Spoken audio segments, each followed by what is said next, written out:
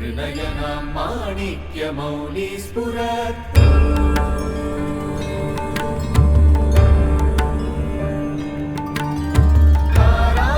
तारानायकशेखरां स्मितमुखीमां मीनवक्षोरुहाम्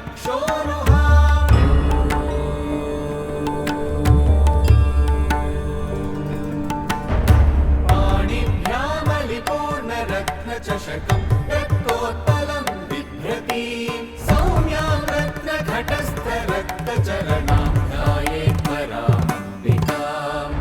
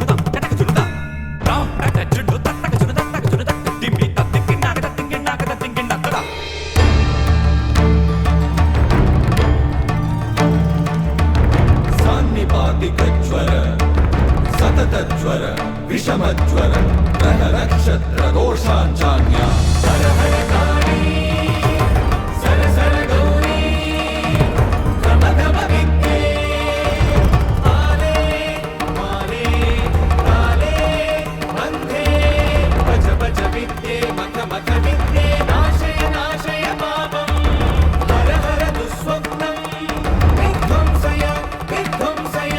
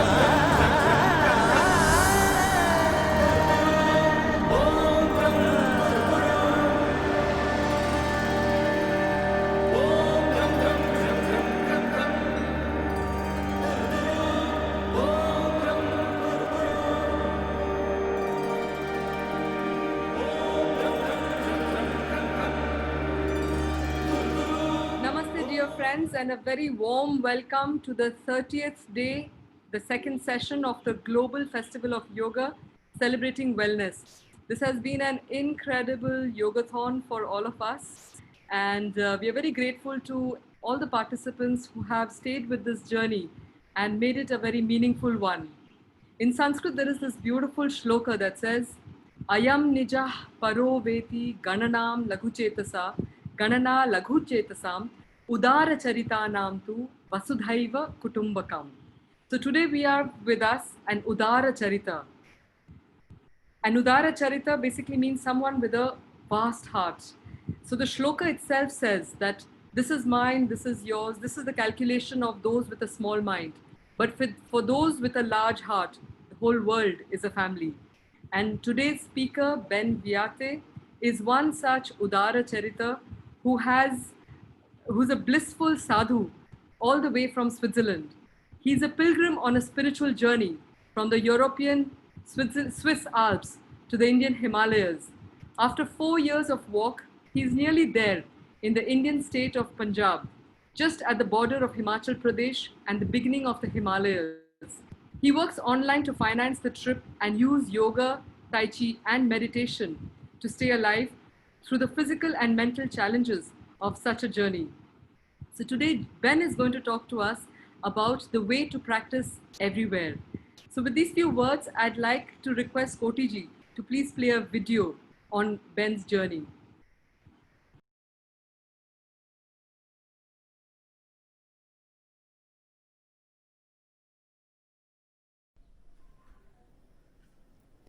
For the past 4 years, I've basically been living like a sadhu, a wandering hermit, on a peace walk, a pilgrimage, from the European Alps to the heart of the Himalayas. Like a sadhu, my survival depends on trust. Trust in the generosity of all beings. Trust in the goodness of the world. Trust I will receive food and water even in its scarcest regions. Trust I will find a place to sleep and make it till the morning. Like a sadhu, my roof is the sky, my bed is the floor, and my backyard is 1,000 miles of raw freedom.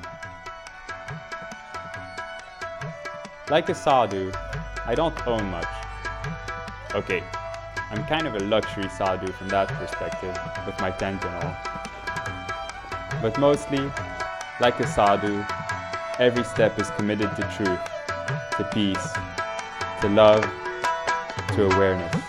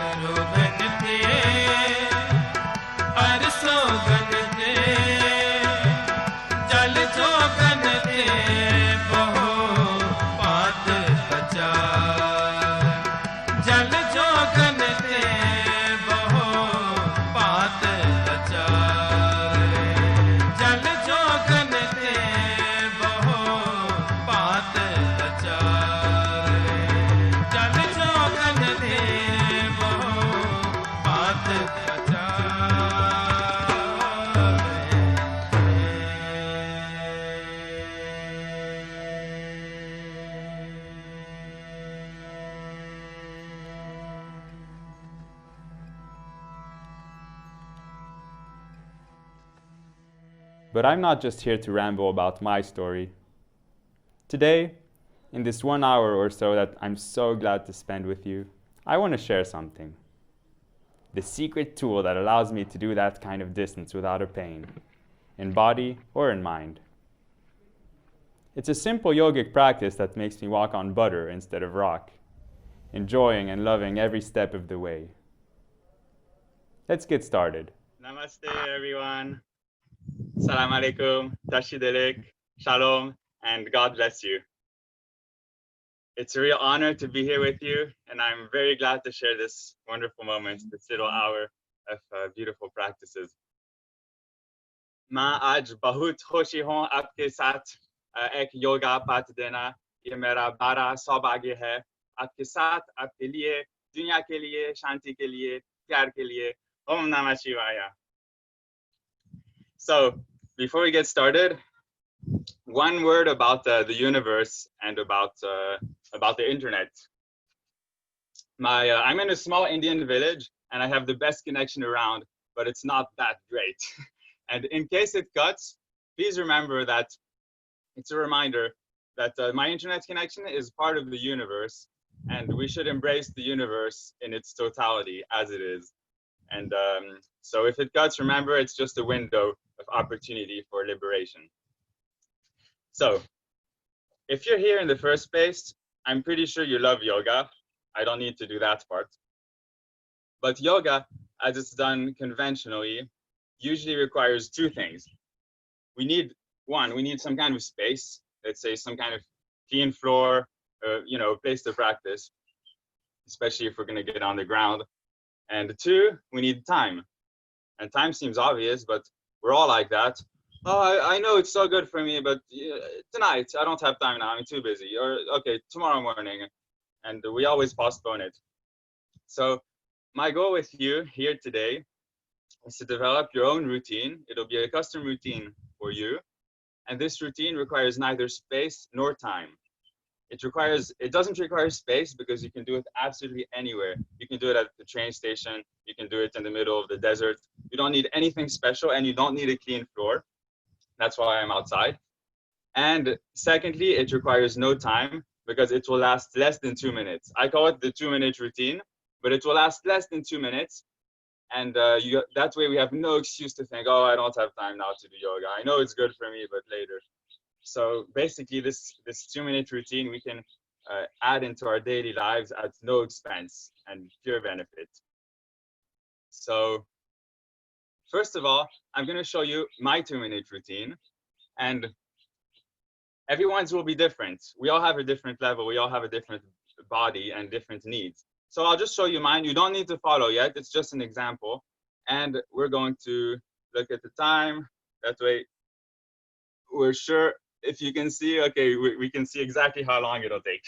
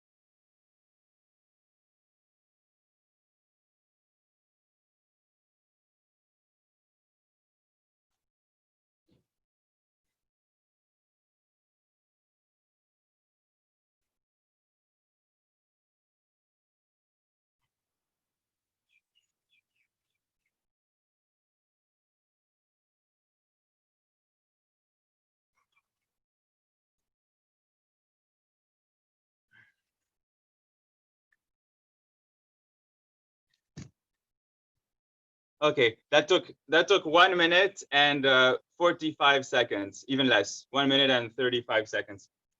So it's short, and that's the one I developed for myself. That's the one that allowed me to walk through deserts, and I can walk all day, walk all night, walk all next day. I just need to remember to do this routine. And I put a strict rule on myself. Every 5 kilometers, no matter how good I feel, I stop and I do this routine. No matter if I think I need it or not, I know I need it. And I have no excuse not to do it because I can do it everywhere and it takes literally no time. So I should also, so this is how I could do this journey, but it should also help you in everyday life, no matter whether you have a physical job or a mental job, whatever you do, stopping whenever you feel like it. You don't need to say every 5 kilometers. For me, that means basically every hour, but you probably don't count your day in terms of how many kilometers have we done yet? Oh, we're at 12, still 3 more, and then I take a break. But however you judge your day, and whenever you feel like you need this, you can just put it in, and it's pure benefit. So one more thing I should add is maybe you saw my foot. I'm in tropical India, and I got bit by something 3 weeks ago, and for 3 weeks basically I couldn't walk.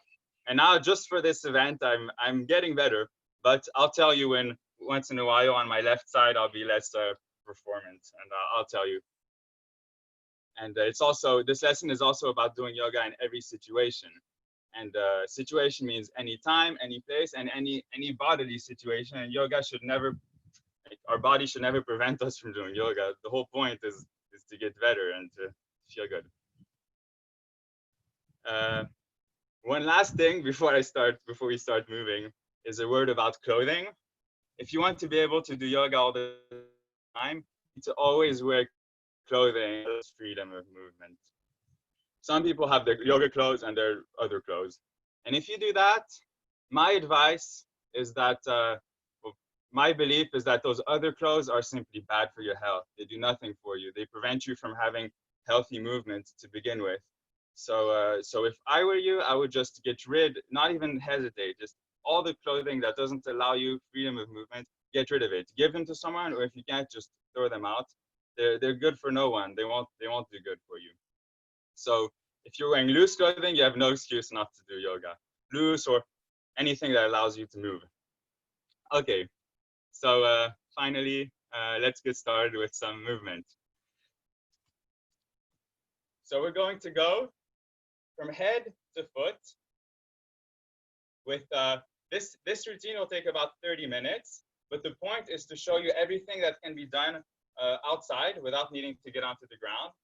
And then you can pick from those 30 minutes, you can pick your favorite movement and create your own 2-minute, 1.5-minute routine. So as we go through all these movements, remember to always ask yourself, always stay aware and ask yourself, how is this affecting me? Do I like it?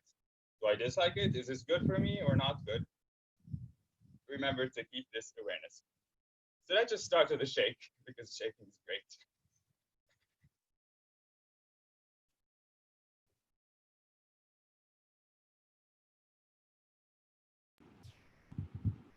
Ben, we've lost your voice, Ben. We can't hear you anymore. Can you hear me now? Now it's better, not when you were far away. Okay. Probably because I was shaking and not speaking. Okay, it's a 1-minute shake.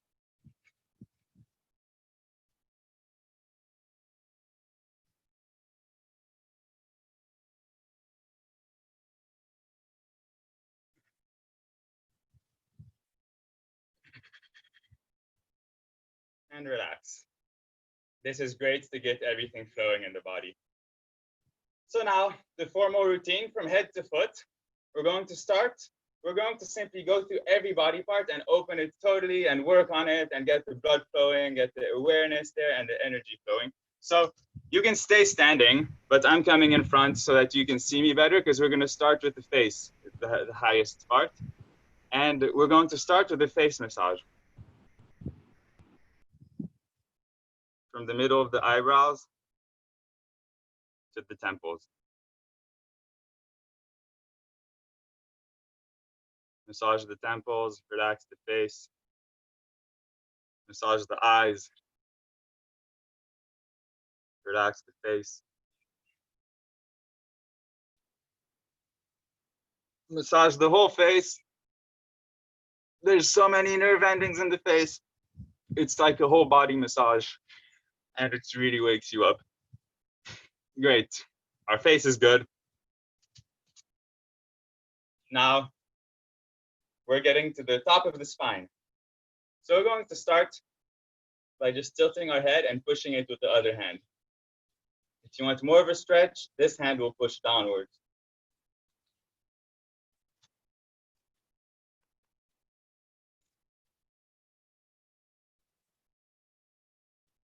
Now, left and right, like an owl. You can use your hand to push further.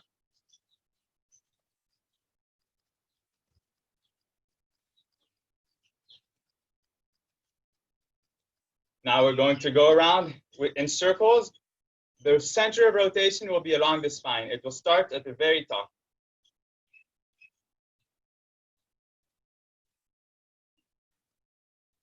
Small circles. The center of rotation goes down the spine to include the shoulders, the middle back, the lower back, as far as we want, and we change directions.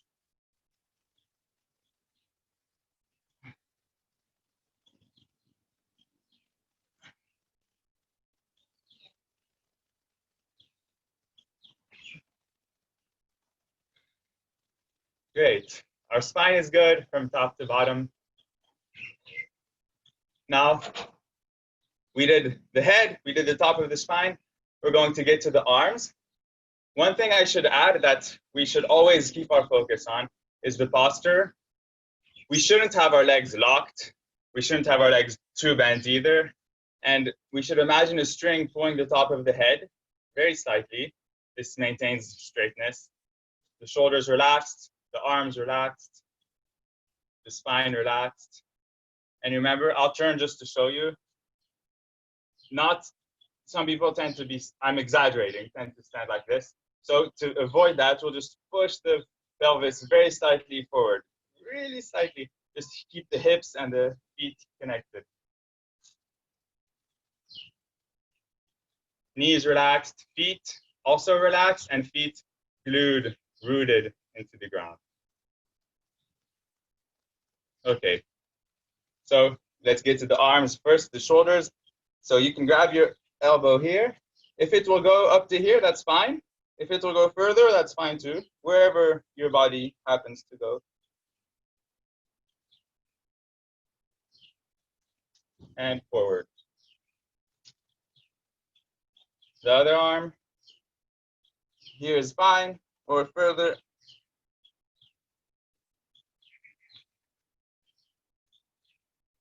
And in front. Now, for the arms, elbows, wrists, 2 movements.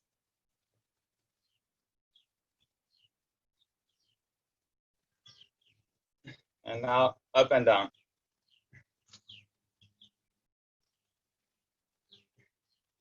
I'll turn just to show you this one better from the side.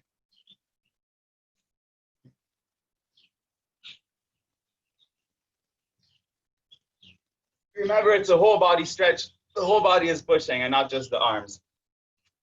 Now, let's get to the wrists. Wrists together.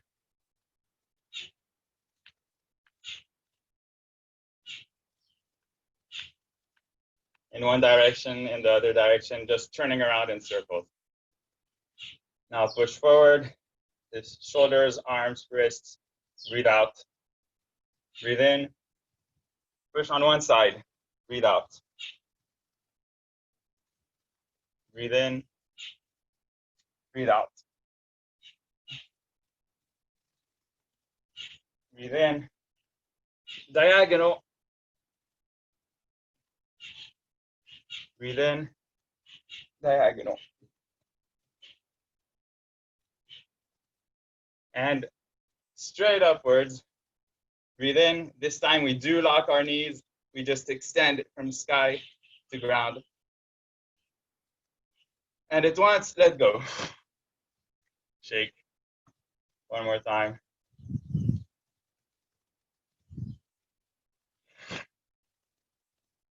Great. Now we did the arms. My arms feel great. My wrists feel great. My upper spine is great.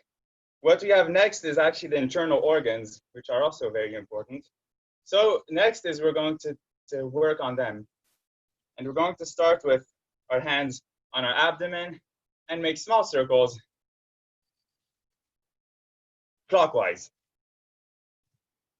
So if there was a clock on my abdomen, that's how to turn. That's the direction in which the large intestine operates. We can push as much as we want. And bigger circles. You know, if you want, even better is to do it beneath the clothing. The circles get bigger and bigger. We breathe. And we're going to massage our intestines like this. The hands are in fists, and we simply strike them. Don't be too mean with yourself, but go where you feel. We're going to do the other organs, so the genitals, the intestines, the stomach on the left, the liver on the right, the heart, the lungs,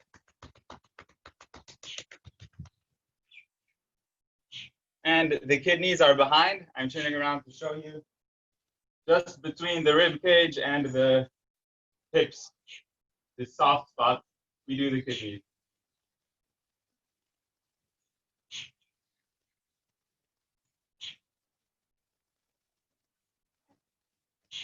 Great. Now, also as part of this self-massage, we're going to compress downwards and get down to our legs and just compress down the legs from top to bottom. And now strike our legs with this part. This is a self massage that you can do standing.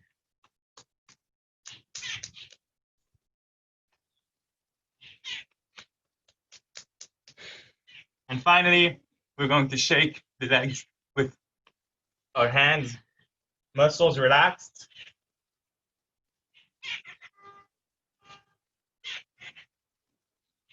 And down.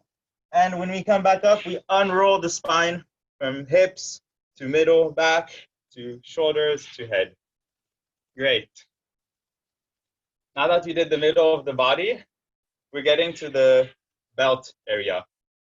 So we're going to do two-step movement. First step is slight rotation, and second step, we go further and we look at the opposite heel.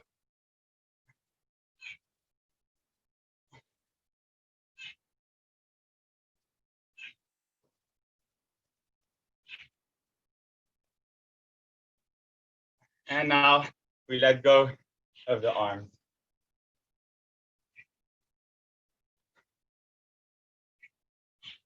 So this is massaging and twisting the lower back.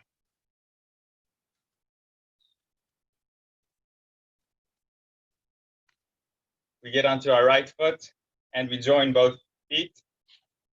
Now we're going to turn our head. Will stay at the same place and we will fix a point. And we will turn the waist in circles as big as we want them. And this opens the hips. This massages the lower back. And this also massages all the internal organs here, the intestines, the liver, the kidneys, the stomach. So we can turn directions when we want. And remember, our head stays at the same place.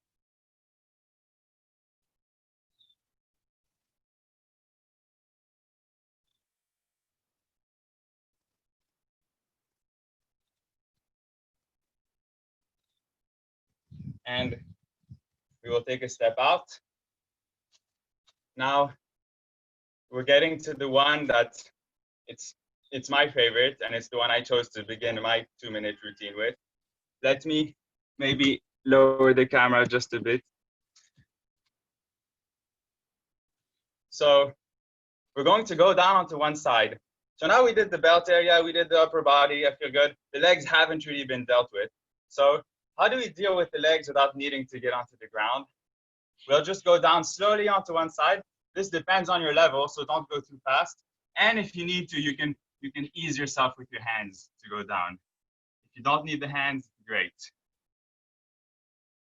So here you are on one side. This stretch is amazing. Let me get a bit closer. Because it's like a yin yang stretch. This knee gets opened, these muscles get pulled, this ankle gets opened, this knee gets closed, these muscles get compressed, and this ankle gets closed. And the hips are open anyway. Remember, if you can't do this by yourself, like if you can't do that without your hands, you can always do this, use your hands in any way you want. Now we will go on to the other side. Feel free to use your hands, no problem. Don't hurt yourself. So now the other one gets closed and the first one gets opened. If I had to choose one stretch to rule them all, it would be this one. You can even do a namaste if you're comfortable without the hands. And to make this even more of a full body stretch, I like to add my back in as well by pushing with this knee against this shoulder. Again, at your own pace. Don't hurt yourself. And what I personally add is my nose should come and touch the ground. And the other side. So again, the spine, the neck, and So for now, we haven't ever had to go onto the ground, and we're still getting quite a good stretch. Now we're going to come back up, but leave our upper body hanging. And this is also the one I chose. We simply hang from one side to the other. If you're here, great. If you're at another level and you're here, that's fine too, just like this, no problem. Important is that you should be enjoying it.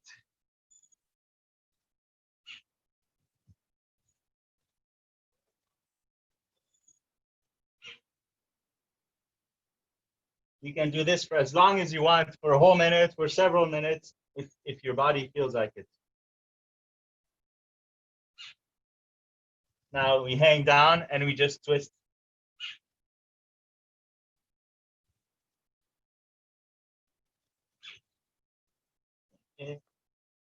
This is optional. Great. So we covered most of the body already. We did the ankles, we did the legs, we did the upper body. Now I'm going to add a few that are great to do in any situation.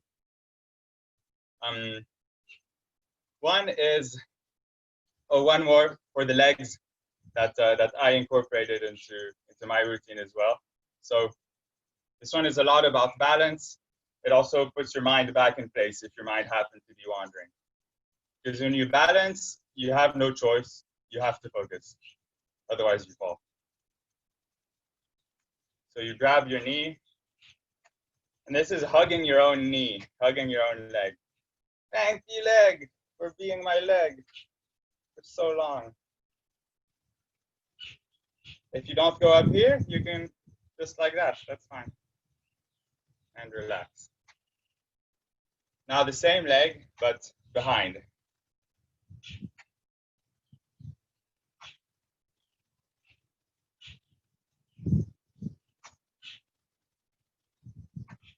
And let's go. Now the other leg. So my left foot is a bit weird. Please excuse me if my balance is wobbly or if I do something, I look stupid.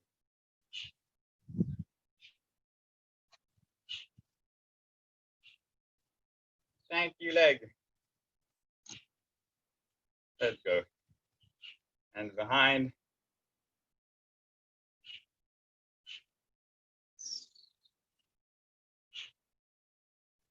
Let's go. Great. One more for the legs that requires balance. This one can be done at every level. There is no such thing as, oh, I'm not good enough for this. If you need to, you can press against the wall or hold something to enhance your balance. And if not, that's fine too. So you start like this, then I think I should turn the camera for you to see me up there. Yeah. Great. So you grab your foot, then you just, if you can only go to here, that's fine. You can hold on to something for balance. If you can go there, that's cool. If you can go there, that's great too. If you can go there, there. However far your body will go, that's where you should be. And if you want, you can turn it into basically the splits.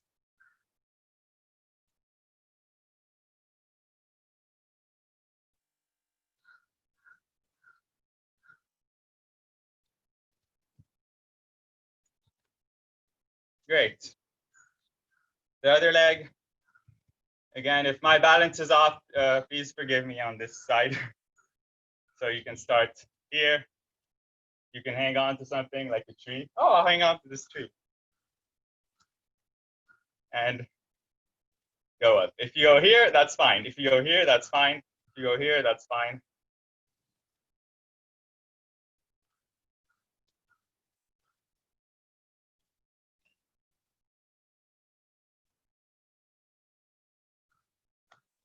Okay, not so bad. So now that you treated most of the body, pretty much the whole body, actually. Every joint, every muscle has been treated. We still have to treat the mind. And sitting meditation is absolutely great. It has too many wonders to count. But when you're outside like this, you can't always sit down to do sitting meditation.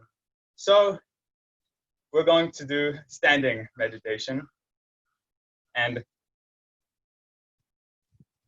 this part I borrowed from Chinese Qigong because they're very good at standing meditation. They know a lot. So we're going to start with our feet together. The weight is on the right foot. The left foot goes out. We move. We shift the weight to the center. Now we're going to slowly bring our arms up until this position that we call hugging the tree. It's a bit as if there was a tree in front of me and I was hugging it. Let's remember all the postural principles. They're very important.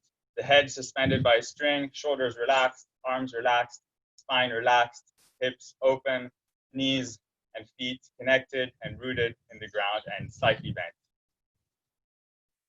This is still part of this 2-minute routine we want to develop. So it shouldn't be a 20-minute standing meditation. We're only going to do 10 breaths. It's very short, but let's use those 10 breaths to deepen our concentration as much as we can. So we will count our breaths, just 10, natural breaths, not forced.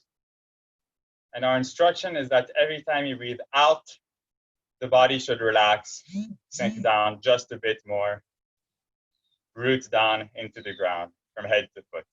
Ready? 10 breaths.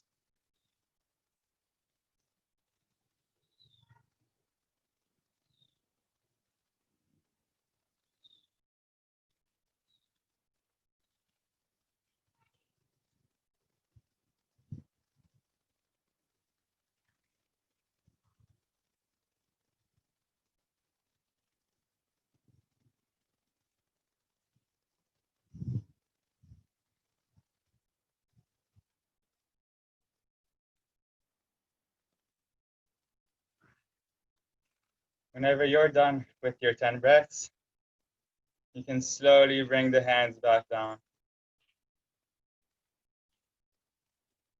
Adjust into a slightly more passive posture. And one more standing meditation. It's much more passive, more relaxed. And this one, we're doing both, so you can pick and choose your favorite one. If you happen to have the sun around, I have the sun just there. So you can turn towards the sun and face the sun.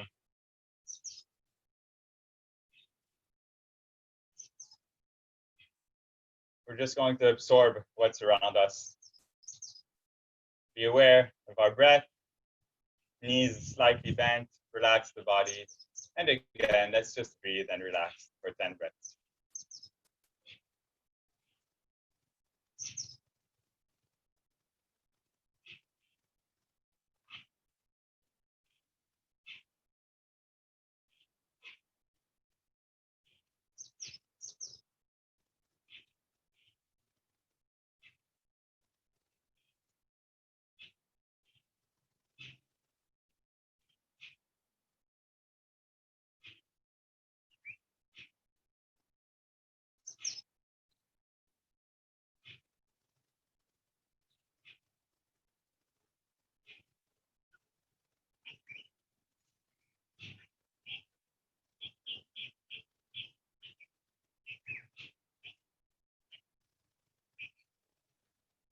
When your 10 breaths are finished,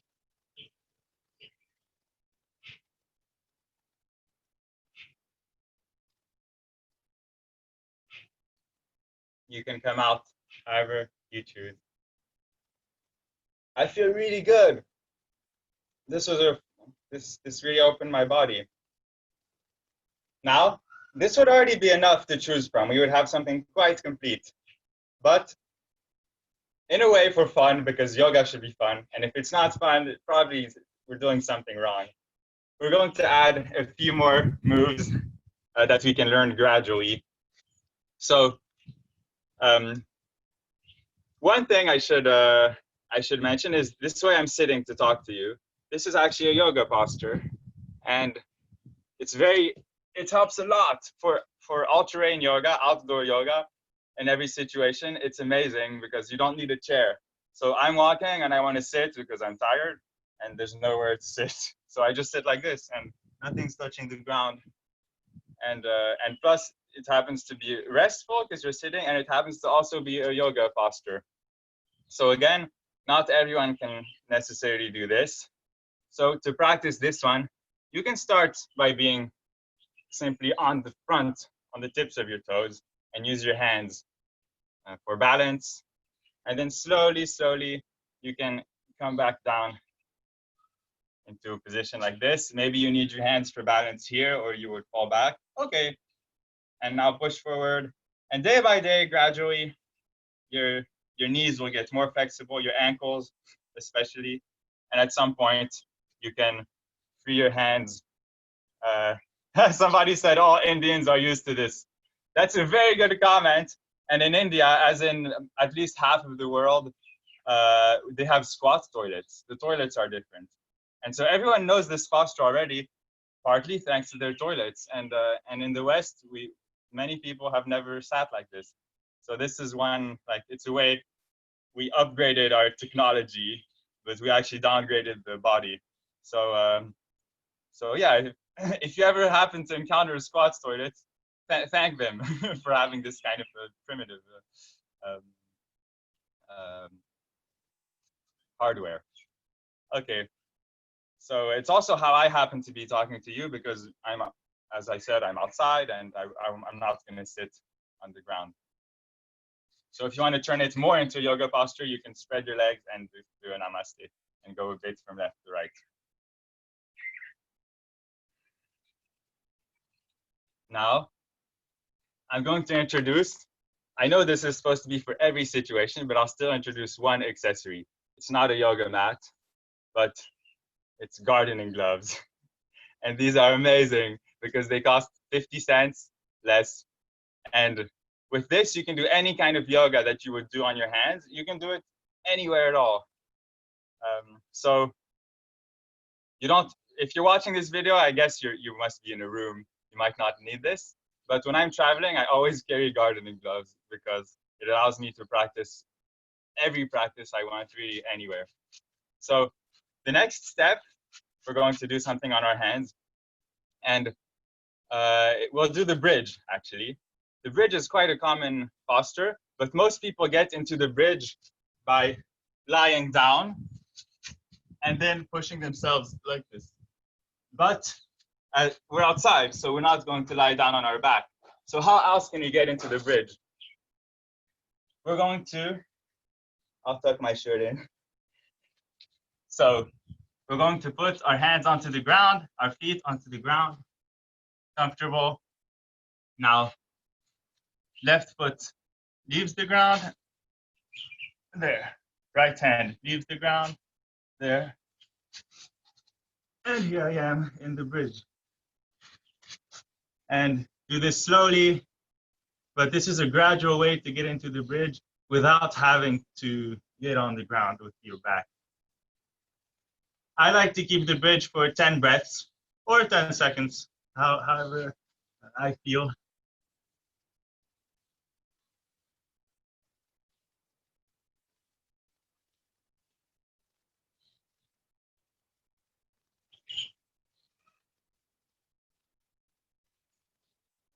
Relax the back, relax the head.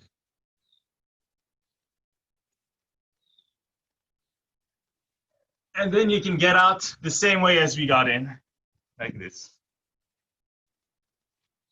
Here we are. Do this one slowly. Now, only for those where this was too easy or very easy for them, there's another way to get into the bridge without getting onto the ground, is like this. But you can only do this if you're already comfortable with the bridge. Otherwise, you might knock your head onto the ground. And the other way to get out, again, only if you're comfortable, would be from the other direction. And here, it brings us into, what is this called? I think it's Padangustasana. Anyway, it's the next posture we're going to do is just hanging down. Legs are straight. The back is wherever it is. It doesn't matter. It can be up here. It can be down here. Wherever the back, that's fine.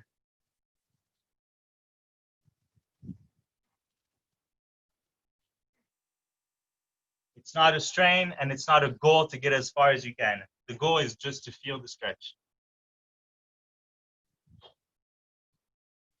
And we can bounce a bit up and down.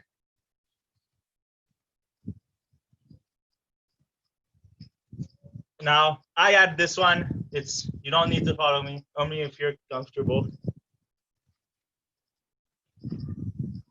It's a twist. And now again, if you want to practice how should we call it, this sitting pose. If you want to practice this, from this position, we can also by twisting our knees like this. In, out, in, out. If you do it facing you so you can see better.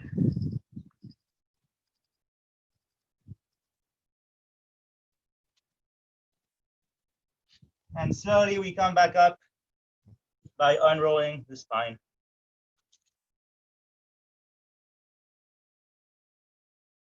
Great.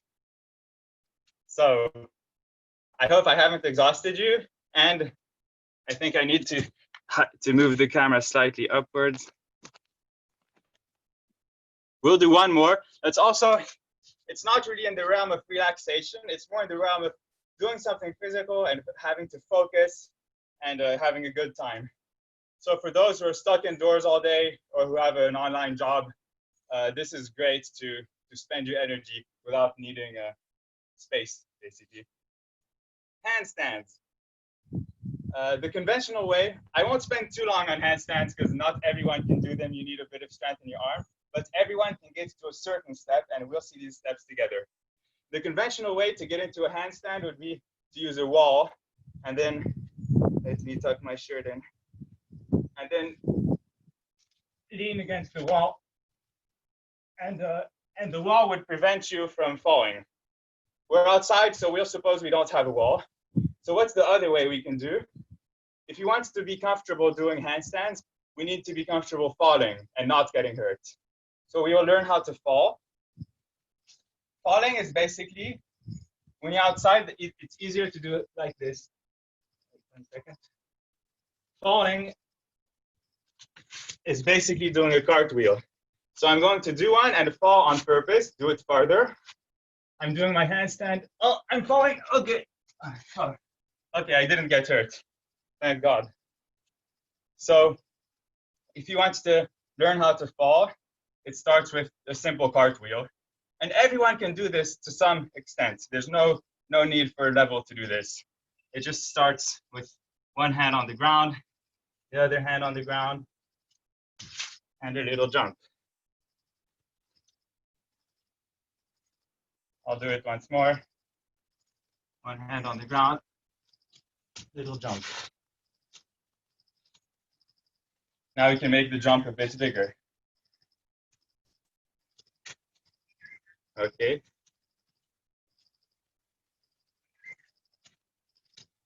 Okay. Now, why are we doing this? Because if I can do it this way, then I can also do it this way. So I can actually do my handstand and end up in a cartwheel by going further on purpose. I'm going to fall on purpose. Oops. Okay. One more time.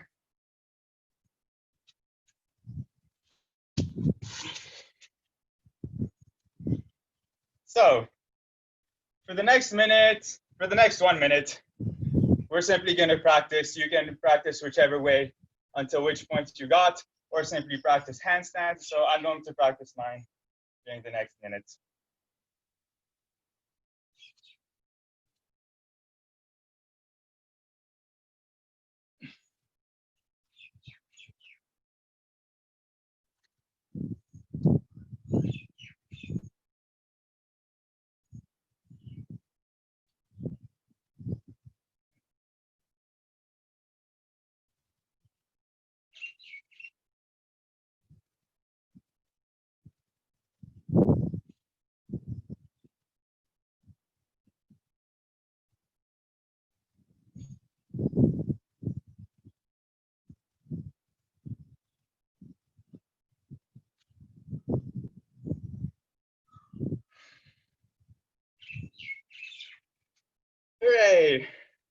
I hope you're okay.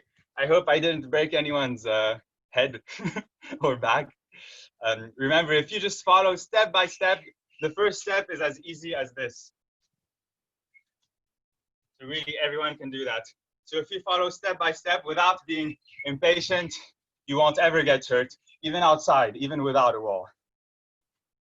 So that's it for the physical part, except for one thing I want to add.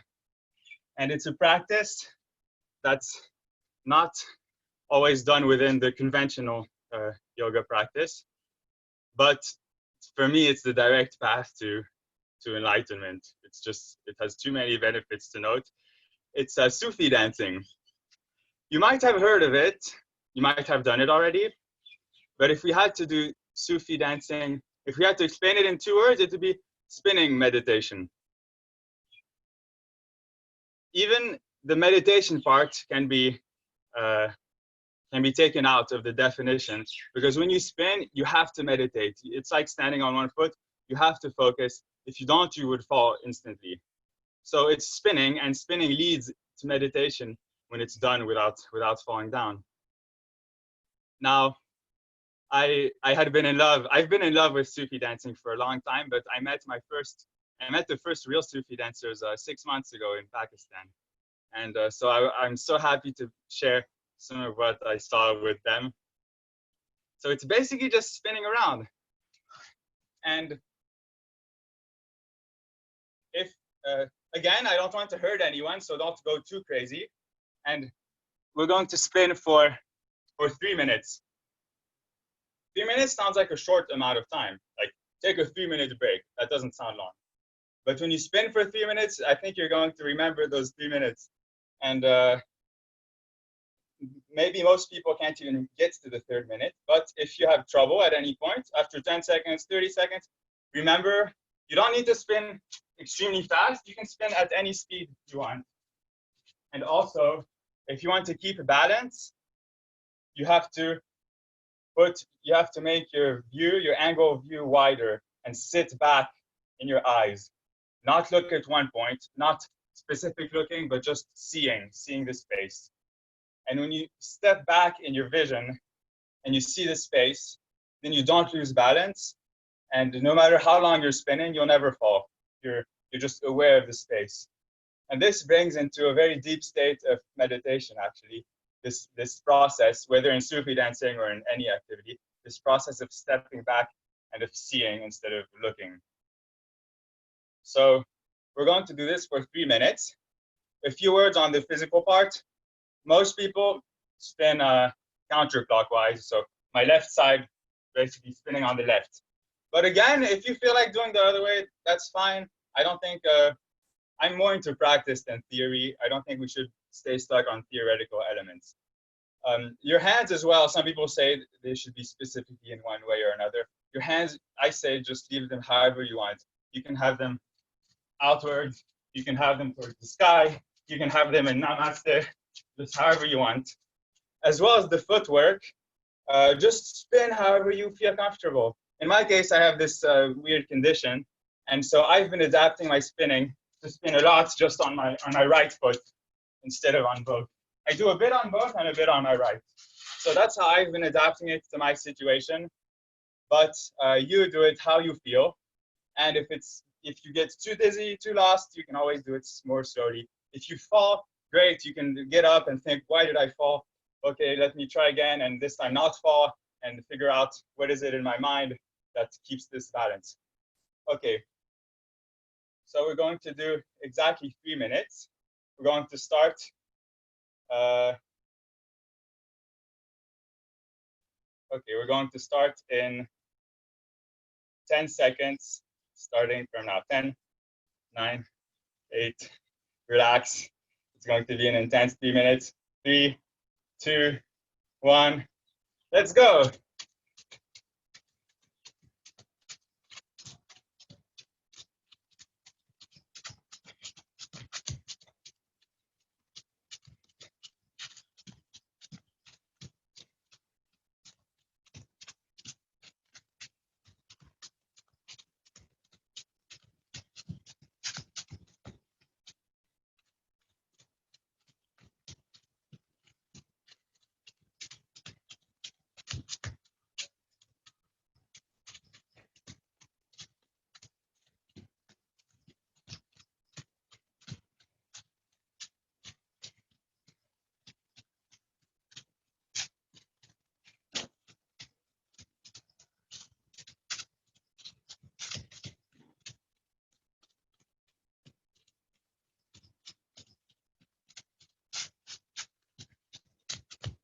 It's been 1 minute.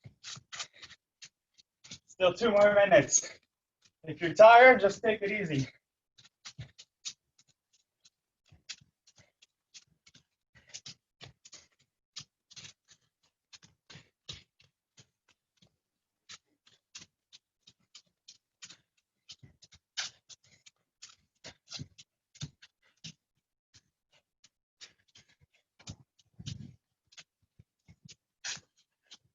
We're halfway there.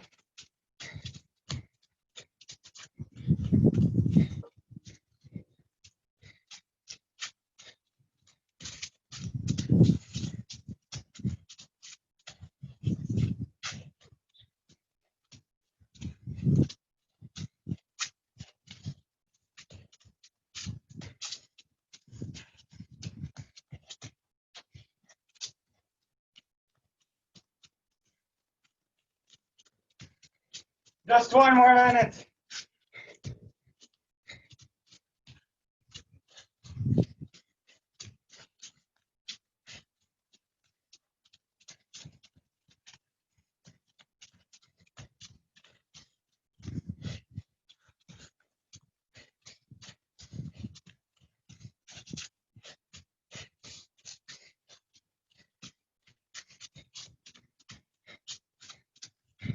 Thirty seconds.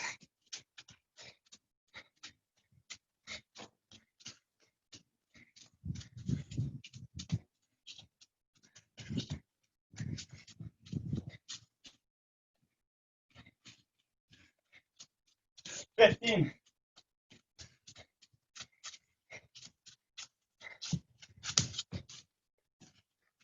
5.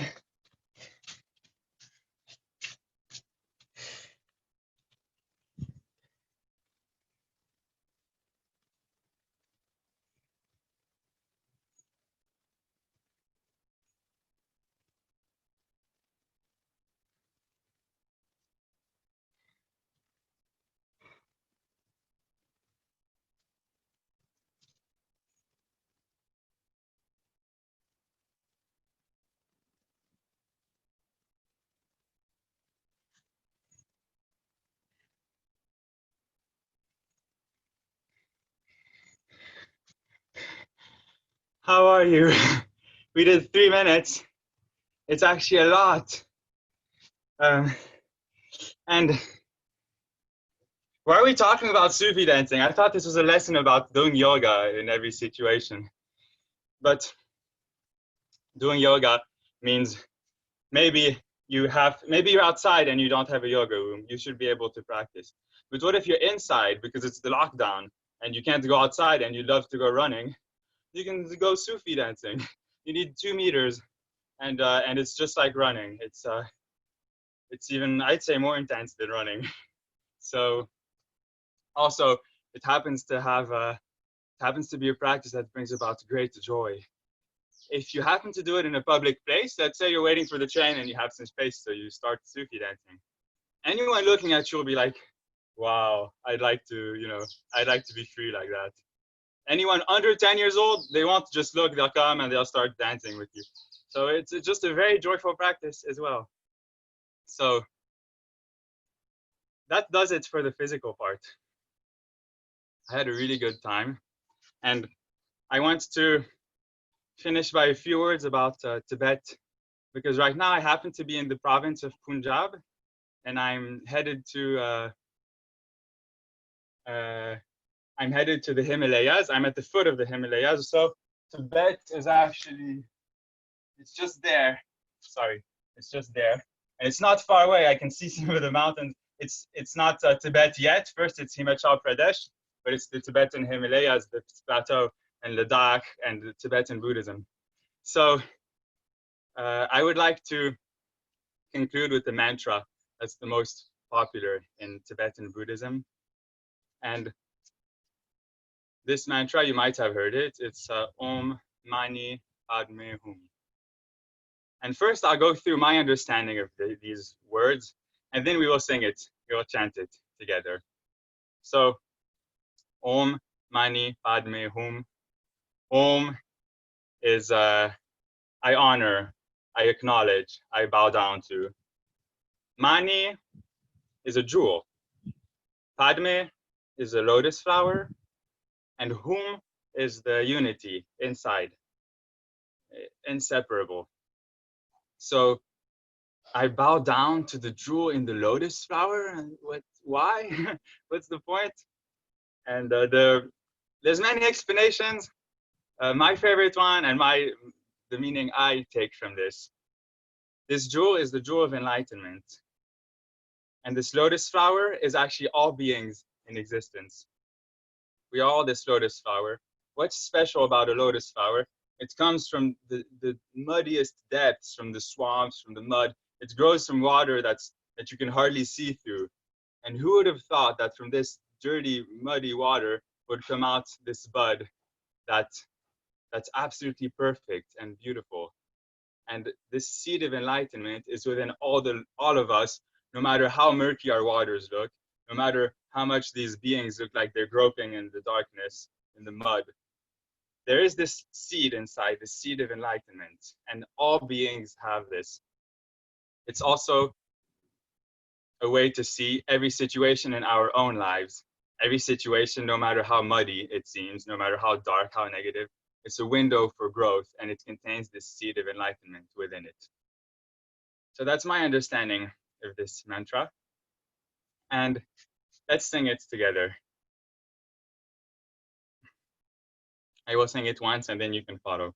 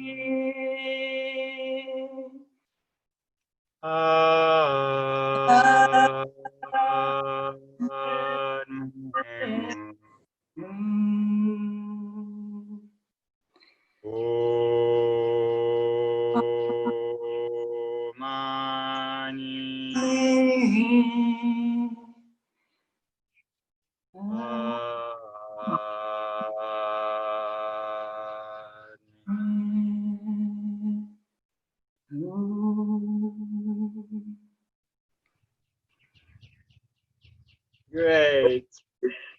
I had a wonderful time with you. And remember that these movements, you can just select. You don't need to do this hour every day. In fact, you wouldn't make it. Almost nobody does an hour every day. But just take any of these movements.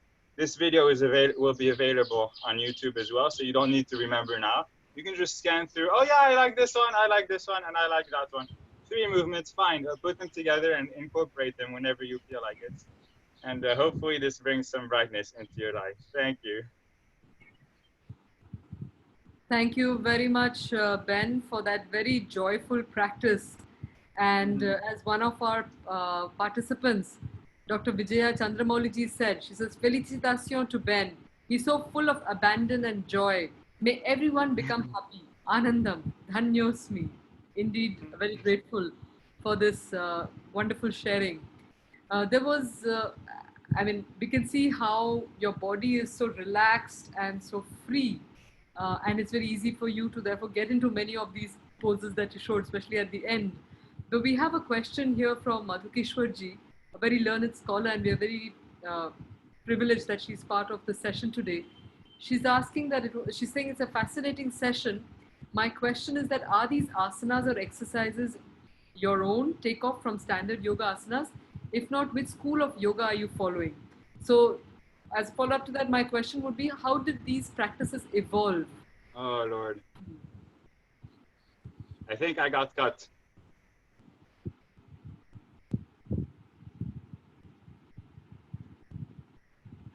Yeah, I think, can you hear us? I think he has lost the connection. Yes, yes. So I think what I'll do is, in the meanwhile, I'd love to invite Eva Viatte, Ben's mother, who's also a yoga teacher, as well as Jonas Viatte to come on screen if they can. Jonas is Eva's um, brother, elder brother. Jonas, can you come on screen? Jonas and Joseph. Joseph is also there. Is he there? No, they are not here. They are not here, unfortunately. Yeah, so Eva, a very warm welcome to you. Thank you for being a very, very regular participant on this global festival.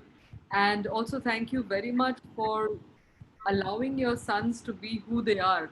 So you yourself have many years of yoga practice, and you have a yoga studio called Via Yoga. Could you tell us a little bit about how you did the practice and allowed your son? I mean, how did you train your son and allow Ben to leave? It's not an easy thing to let your child go so far with no security as such. So, what in your personal practice helped you to have that attitude towards your child? I just practiced since I was. I started when I was 18 years old in Czech Republic. In that time, we had to do it in secret because it was communist country and yoga would be taken as a religion and or religion were prohibited. So we rented a gym place from one elementary school and we did yoga with my first teacher. It was really secret.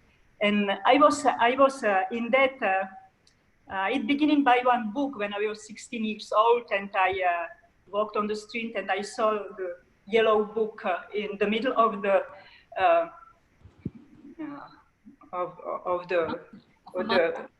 markets, and there were written yoga, G-O-G-A, like in Czech, and there were a line above like this, like Hindi or Sanskrit scripture, and it really interpelled me, you know. I was stuck on this name, yoga. I never ever heard it before. And I went to the library and took the book.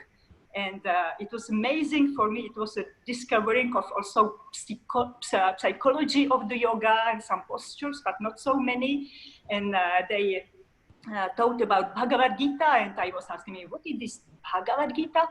And I could not find the Bhagavad Gita anywhere. And finally, I went to Prague, it's capital of Czech Republic, to Indian embassy. And I asked them, please, when I could find the Bhagavad Gita. And they told me, wait a minute. And they bring me one book, Bhagavad Gita. It started by this. I was 16 in this time. But then at 18, I did 1 year with one lady. We did whole year only crocodile rotations and sitting positions and breathing, nothing else. And then I had to move. Okay, when I came back to the city, I found my Vasek Hosek, the first my Czech teacher. He passed away 2 years ago, and it was my beginning, my real beginning when I was 20. And then for children, I think they just saw me to do yoga. I never did something special for them, but I remember when we moved to USA, Ben was 5 years old, Jonas was 7, Joseph 3. Joseph was a little small, but Jonas, Benjamin and Jonas, I asked him everywhere to go on the hands, because I met Ramanand Patel in India, one old yoga teacher, and he told us, you know, in order not to lose orientation in the space, you should do every day inverted postures. So I wanted children not to be lost in the space. And I obliged them every day to go to the handstand.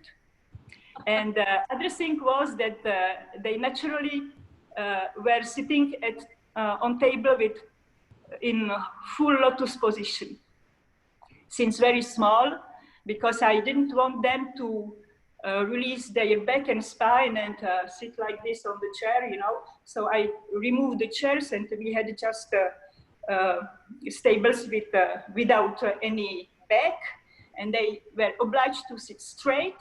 And naturally, because I showed them, they put cross legs, and finally they did full lotus posture just for eating. So it came naturally like this. They just bath in this environment.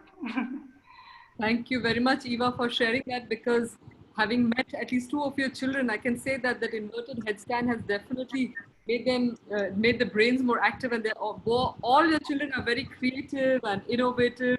So I think that's a tip that parents can take back. Some postures that are good to do during childhood.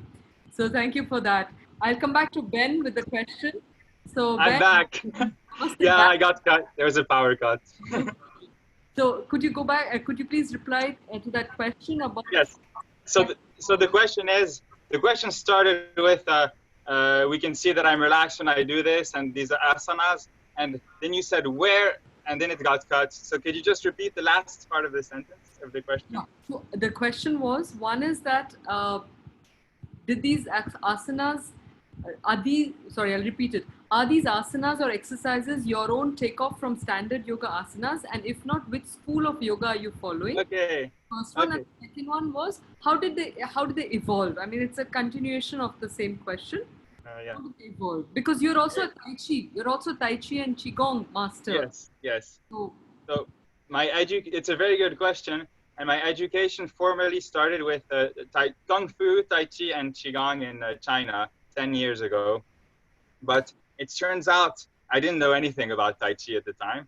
And the little that most people know is some kind of slow movement like that. And this is Tai Chi, but it's not all of it at all. And much of Tai Chi is actually postures that exist exactly the same way in yoga. So I only came to discover this after more than a year in China. I went down to Thailand and discovered Vipassana over there, which enhanced me greatly. And on the way, many yoga teachers, and then to India to meet more teachers. I never had formal like a block yoga training in a formal yoga school, but it was just teachers that I met all along the path. And I had this basis of Tai Chi and Qigong, teachers, including my mother. And we live in a yoga school, so obviously it makes life, like it's not hard to absorb this culture. But I could add all that I saw from these yogic practices to my basis of Tai Chi and Qigong, and realize that inside, actually, there's really no difference. From my point of view, no difference inside. Outside, there are some differences, physical postures. And in that respect, my practice on the floor looks much more like conventional yoga, but my practice outside, which is what I'm doing on the road, is like halfway between what we know of yoga and Tai Chi, Qigong, because I've been adapting it to anything that I can do on my 2 feet. So that's where my base is. And how it's evolved is that especially during this walk, I don't want to spend 5 or 10 minutes every hour to stretch. It would give me an excuse not to do it. So I just take the few movements that I can feel are the ones I really need. And in the end, yoga is not born from a book, but it's born from awareness and just feeling, what do I need? What would feel good? Oh, this feels really good. I must have had some tension here. Okay, I like it. And I did it on one side. I should probably do it on the other side as well. And from just experimenting with awareness, I figure out what my body really needs in my situation, which is this long walk. And that's how I came with these 30 minutes, more or less, and also my own 2 minutes thing that I do. Wonderful. So Madhuji is saying that big thank you, Ben, a big thank you for showing how much joy emanates from making yoga a way of life, which is what it is for you. Your divine smile is the best certification for the power of yoga. Wow. And we have the same thought is reflected in the expressions of many of our participants. So Radharao is saying, hello Ben, you're such a lovely, adorable child with an infectious smile. Found myself smiling throughout. And then the question for you, Will you tell us about your spiritual journey too? How did it all start? Okay. My the first meditation in my life was 17 years old. It was quite late, and it was winter in Switzerland, and it was a bit of an ego trip. Like I wanted to spend all winter in flip-flops, wearing shorts and a t-shirt, and we get a lot of snow in Switzerland. And I just thought I want to do that to test. So I discovered Tumo meditation from this Dutch guy called Wim Hof. He's very famous because he has world records and things. It was meditation. It was my first taste of meditation, and it was also kind of born from the ego. But ever since, I discovered that I could sit and close my eyes and achieve a lot through those states. So that's part of what made me want to go to China to deepen my knowledge and my experience in meditation. So in China they have sitting meditation as well. They have standing meditation, and they have moving meditation, which is standing meditation is what we usually call qigong, and moving is what we call Taichi, and sitting is it's in Chinese it's called Datsu, but it's just sitting meditation, and that they have in common with India. So I learned a lot over there, and I discovered the philosophy of Tao, which is actually linked with the Yoga Sutras from Patanjali, but I happen to know Tao better. And then after the formal Tai Chi school, I went down south and I discovered Vipassana. In China, I also had his name was Sai Baba. He named himself Sai Baba. He was a guru, but he happened to be living in China. So he taught me a lot as well. And then in Thailand, I discovered Vipassana from Goenkaji, these 10-day silence courses. And the first 10 days they felt so short that my first question was, can I just stay here and do the next 10 days? Because I haven't, got to the depth of it. And I felt like it was the one thing that I really, like the core of everything else. So ever since then, I was involved in Vipassana and volunteering in centers or following courses in Switzerland as well. So this first journey at 1.5 or 2 years was the initiation. And ever since, I've been following this path in any way I could. I've been teaching some and learning in meditation centers, and also meeting amazing people in our own yoga center, because we're very lucky to see people come and go from many different traditions. So this has been what brought me to where I am today. Thank you for sharing about that journey, that amazing journey of your life. And we also know that you had once traveled all the way, you cycled down to Africa, and then you left your cycle, you went and helped tribes build houses there. So what's that story? Yeah, it's kind of off topic, I guess. It was I took my bicycle through Morocco, and I was living in a homemade caravan that was pulled behind the bike. And I was trying to just be nomadic. I wanted to move with the seasons, and I ended up in the South Morocco. I couldn't go any further for political reasons. Those are always the biggest boundaries. But I ended up in a community that was building with stones, and it was really beautiful. So I spent 4 months there, and learning to help with my own hands instead of just through energy, let's say. It was also very helpful because now I know how to build something with my hands. And I definitely use this to help people, and it's good. It's good to know I can also help physically, because yoga and all these practices make your body in shape. And so while we're at it, we can also help people who need some physical help. So that is a nice way to join the spiritual and the physical world in my case. Yeah, beautiful. And in fact, we have a direct example of what you just said. We have a very dear friend who used to live in Vevey, now in France. He's saying, thank you so much, Ben. I had back problems today and it's gone. It was so nice. Merci d'être ce que tu es. Thank you for being who you are. This is from Dominique Cotto in Paris, and I'm sure if you're ever there, he'd love to welcome you to his beautiful house. So Great. I solved the back problem.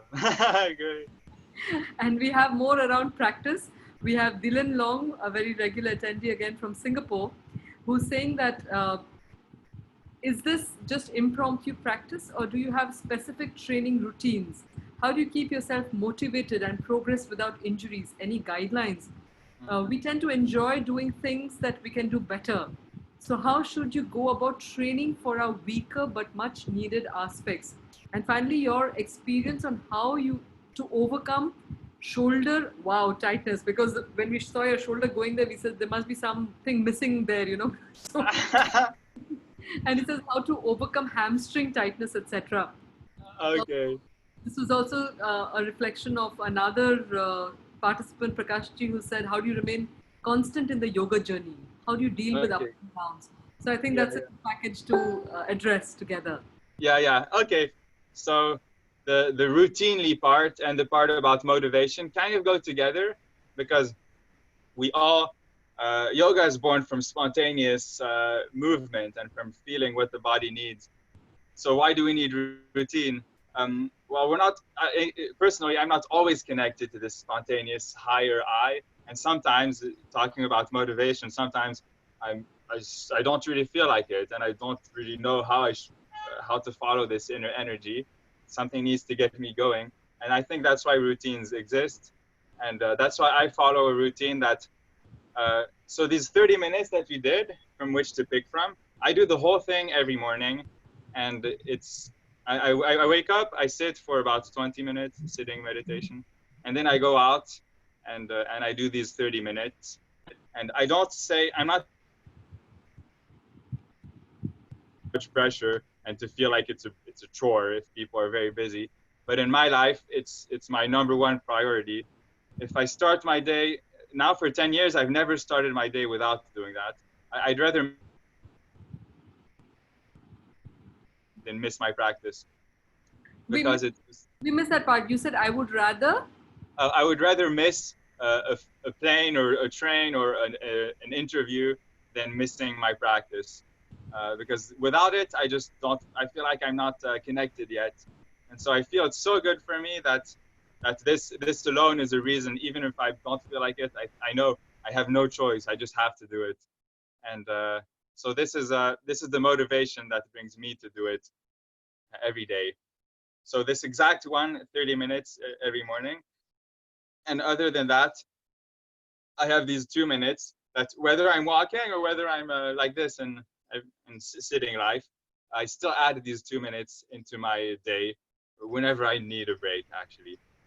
So for in terms of motivation, it really helps to have some kind of routine, but it shouldn't be a blind routine. It's better if it's kind of chosen by you or received by people, but adapted, and it should always be enjoyable. It should never be annoying to do. If it's annoying to do, we'll never get anywhere. We'll just stop doing it anyway.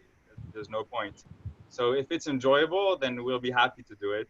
And if there's somewhat of a routine, then we don't need to think too much. Oh, what should I do? I feel like moving, but I'm not connected. So this is what allows me to stay in the flow. And there was a question about about these about this.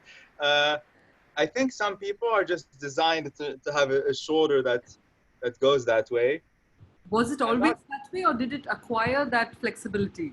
But in my case, I'm pretty sure in this situation, I'm pretty sure I've always been able to do this. Maybe not that far, but like let's say this far, and then with a bit of practice, it went this far. But so the point isn't anyway. It's not about reaching some physical state. It's about reaching an inner state. And if this feels like a stretch to me, but this feels like a stretch to you, then you're fully there. There's no, you don't need. It's not like halfway there. It's fully there, because the point is to get the stretch so that later when it's back down, it's relaxed and it has full freedom of movement. So for this exact movement, I'm not even sure everyone can get there, and that's not even what matters. But for people who have tension in this area, just pulling like this, of course, helps so much. This one in front also helps so much. And I would say just feeling where the arm wants to go, and if there's a tension here, Okay, let's pull it behind. Oh, that's good. Okay, it's pulled that part. Why not? If there's a tension behind, okay, pull it in front. See where that goes. Okay, maybe this does up here, but also pulls the strings there. Okay, let's just move it in any way I can think of and see how it affects me. And the parts, when it does affect me positively, then great, I'll do that for this one as well. Great. Yeah, this one as well. Or turning. So yeah, just bringing it wherever we feel to bring it, and when we feel the positive effect, well, we keep that movement into our lives. And that applies for the shoulder, but I apply that for every body part.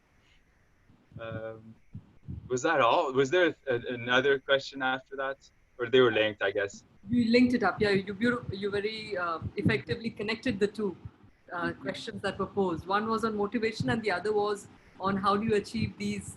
I mean, there were dimensions of that in terms of, you know, do you focus on a weaker point, or do you how do you build on the points that need to be worked upon? So we have Anilji, who was so amazed by who you are. He just said Ben, Big Ben, and lots of namastes to you. Great. Being in a yogic stance, internal yogic stance, and your humility of saying you're a sadhu is something that is, I think, very elevating for all our participants. We also have Yogi Ji, who spoke to us, Yogi Maheshwara Ji, who spoke to us a few days back, and he's also here as a participant of this session. Good. Hi, Maheshwar. So he was also, I mean, he shared with us how connecting to the prana, connecting and becoming an instrument of the divine really allows you to take on various postures that you would not have been able to think of normally or been capable of under normal circumstances. So just to follow up on Dylan's question, where he's saying that this is the naughty one, he's saying one posture that you can't do without the mat, I bet, is Shavasana. I'll do it one day. Yeah. So that's something that you do on water, and you don't really need the hard bed then. Yeah. But there's still an interesting point with that, is that, okay, if I was to do Shavasana here it's quite clean. If I was to do Shavasana in the dirt and the dust, that would take real detachment. It would probably be very yogic, but it's true, I don't. I don't do that. But something kind of linked is doing Shavasana without the mat, but on a tile floor, let's say. Because when it's really hot here. Right now it's starting to be rainy season, but in the middle of summer, it was like in the middle of dry season, it was very hot. And I was sleeping on the tile floor without a mat or anything. So it is clean. It's still kind of luxury, but it's also very interesting. It is, in a way, it is Shavasana, but done without the mat, and done on, tiles are almost like rock. It's about as hard as it gets. And it's interesting to see that the body can, in the end, actually also be very comfortable, even on something totally hard. So in that sense, it helps a lot to have a hard surface as well. A hard surface makes the body have to become soft, because if you have hardness against hardness, like if I drop, I'm not going to do it. If I drop this bottle onto the hard floor, probably it'll get damaged. Something will break. But if I drop my glove onto the hard floor, no matter how hard the floor is, the glove is so soft that nothing can break. So in that sense, doing Shavasana on a hard surface makes the body have to become like the glove, and then nothing breaks. So that's something that's how I've been sleeping. But it's more, at the beginning, it wasn't even about yoga. It was just because the floor was the coldest part of the room and it was so hot. So just in case, it also helps. It makes sleep become yogic practice. Yes, that analogy of the glove and the bottle and hardness, the relationship of hardness and softness is a very helpful tip for our listeners. Vinaya had a question for you. So Vinaya, would you like to come in?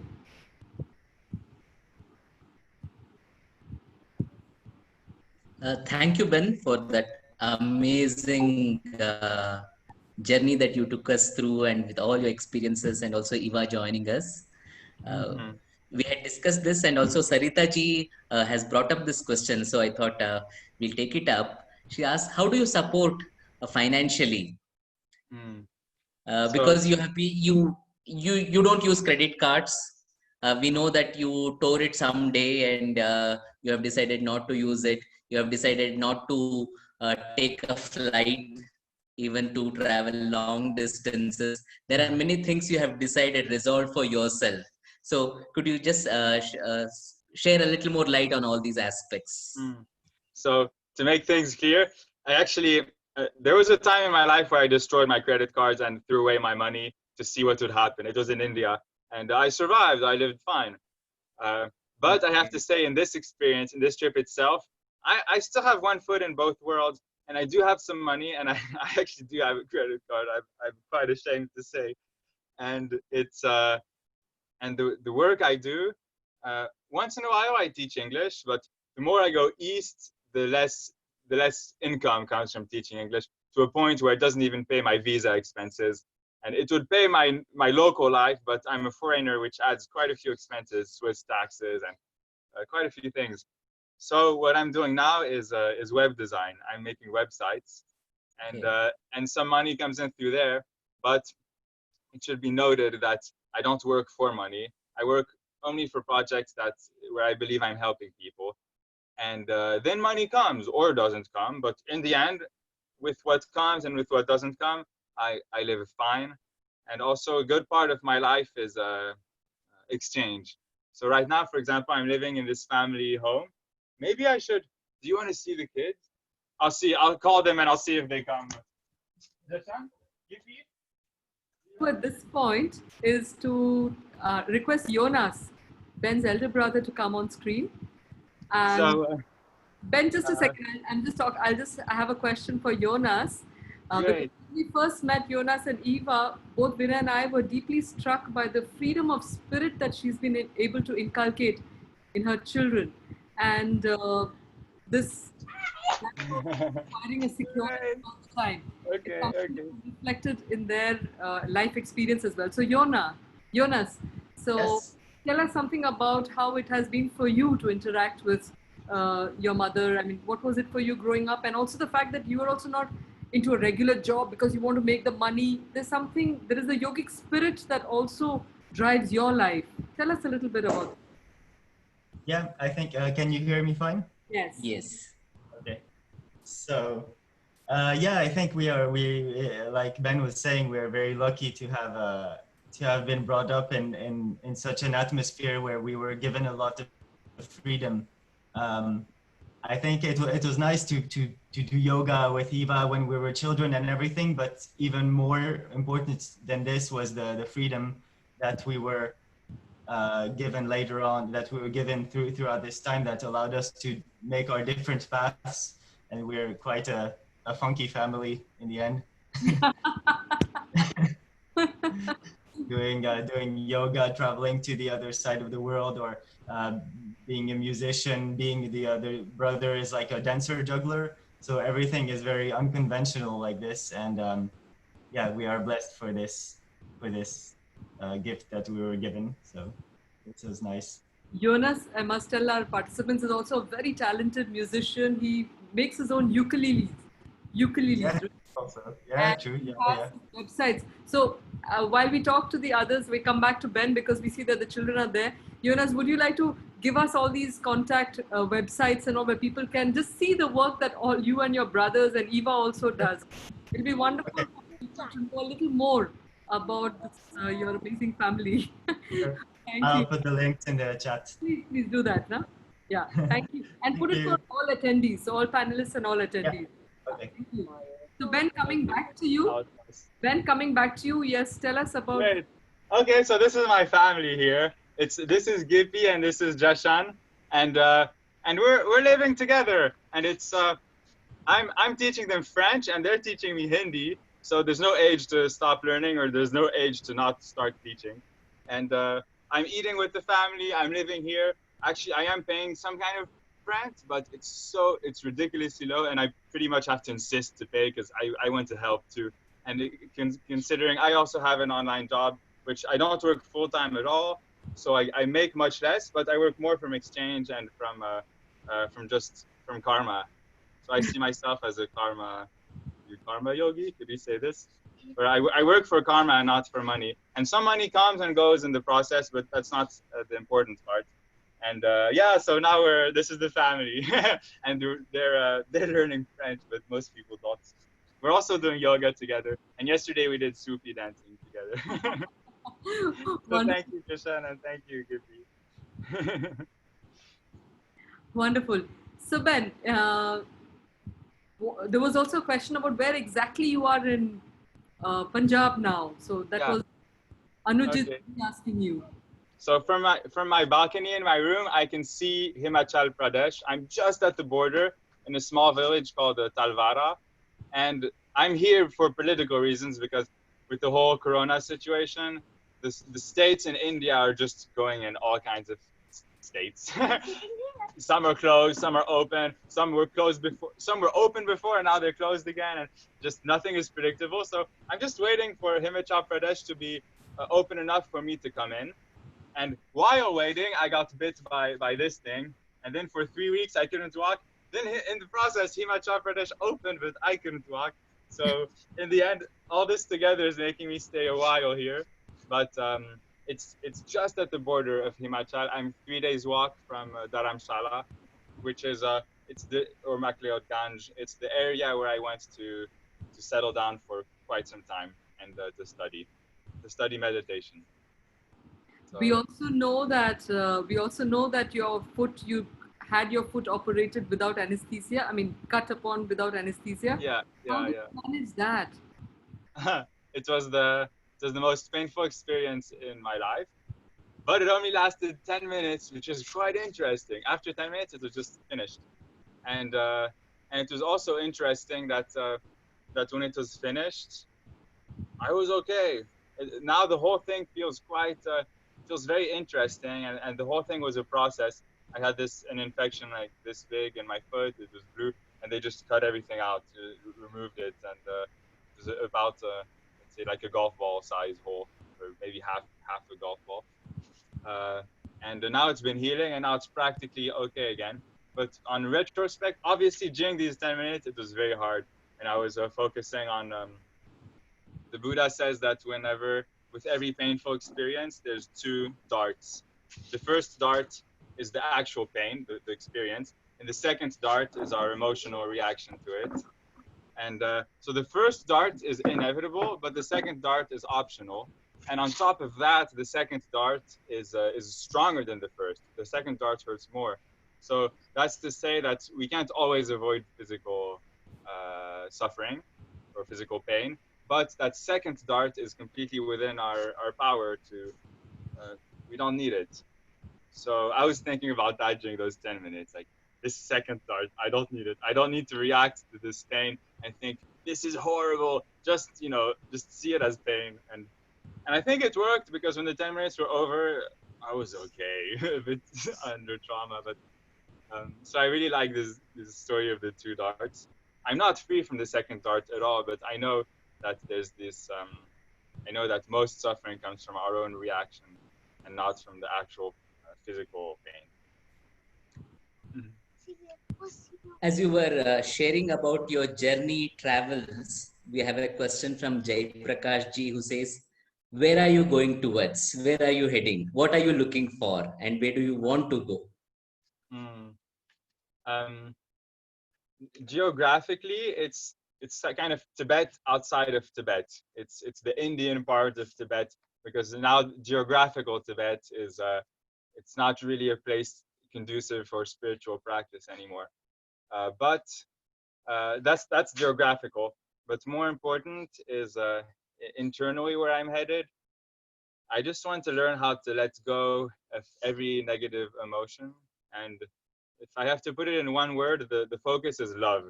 But love has taken many meanings. And the love I'm talking about in Pali, in the Buddha's time, it's called metta. In Sanskrit, it's maitri, I think. but it's a kind of love. It's selfless love. It's not expecting anything in return. So it's love towards all beings, unconditional love. And from experience, I think this is the answer to everything. And we all have a different path. And I'm not there yet, but this is where I'm headed. And I think I can learn this a lot from the teachings in India, both from Hinduism and from Buddhism. It's very present in both. So that's why geographically I'm here. Thank you. You were referring to Buddha's teachings and Pali, So I'm reminded of this whole section in Dhammapada, which is called Brahmana Varga. It is the Brahmana Varga, the description of who a Brahmana is. Okay. And each verse ends with the line, Tamaham Brahmi Brahmanam. This person, I call him a Brahmin. Okay. And it goes, the description is one who has given away all his desires, one who is ready to sleep anywhere, walk any distance in search of truth. He is the person whom I call Brahmana. So I really recommend you just go through and we could see those elements in you, and we're very happy to see this connection. Good. I'll explore that. Yeah. And like in the case of Yogiji, where we read of a lot of things, but an encounter with people like you, him, and many others who have been on this session, it's like actually having a witnessing that reality in flesh and blood. So thank you for that sharing. And also we had a session by Sunad, a group of music, Drupad vocalists, who ended their session on the note of the Ishopanishad, which says, let go and rejoice. Right. Which seems to match your philosophy perfectly. There was one question I had regarding your practice. I mean, we are stretching it beyond the scheduled time, but I think it's an important question, which was asked by Rajesh Kapoorji, and he's saying that seems like only gymnasts can do some of your exercises. What do you recommend for simple people? So when you started out, the exercises that you showed is, I guess, what people do in the beginning of their yoga journey. And as you reach India, I guess the postures you can do are complicated. Yeah. So I know that. Yeah. What would be your recommendation? So I know that in a video like this, I'm probably in front of me. I probably have people from every kind of level of flexibility and physical level.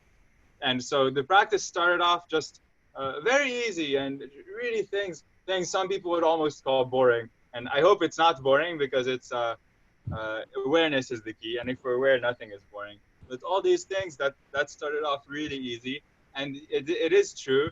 Near the end, it became more and more technical movements. And when I do the technical movements, I do my best to do them in a way where I hope in a gradual step-by-step way, where if you can't reach step 4, you stay at step 3. If not, you stay at step 2 until one day you reach step 3. And even there, maybe that was too much for that might have been too much for some people.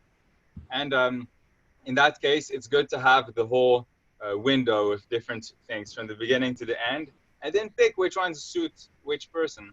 And if the things that are for gymnasts near the end, if that doesn't suit, we can either take them very slowly, patiently, gradually, or we can not take them at all and just think, that's not for me. I'll just take that one from the beginning and this one and that one, and that to be perfectly fine. None of these are actually necessary to be happy. But also, if we put aside the more complicated ones, we can focus on the easier ones. And at some point, when we develop in flexibility, we might take them back into our lives and be like, oh, it happens to be that I can do that now. So yeah, most important is to adapt every practice to every individual.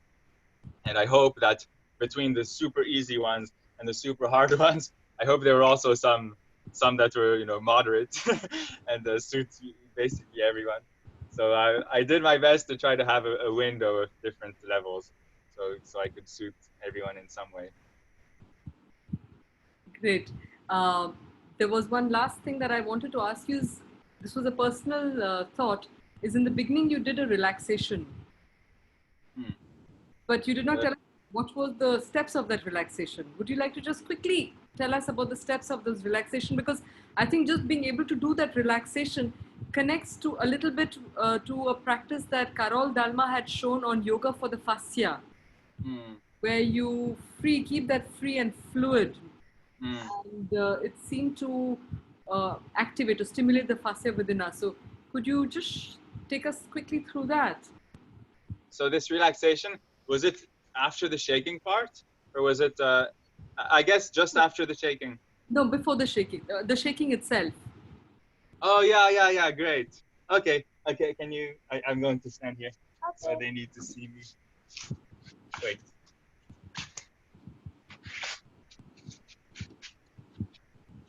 Yeah. So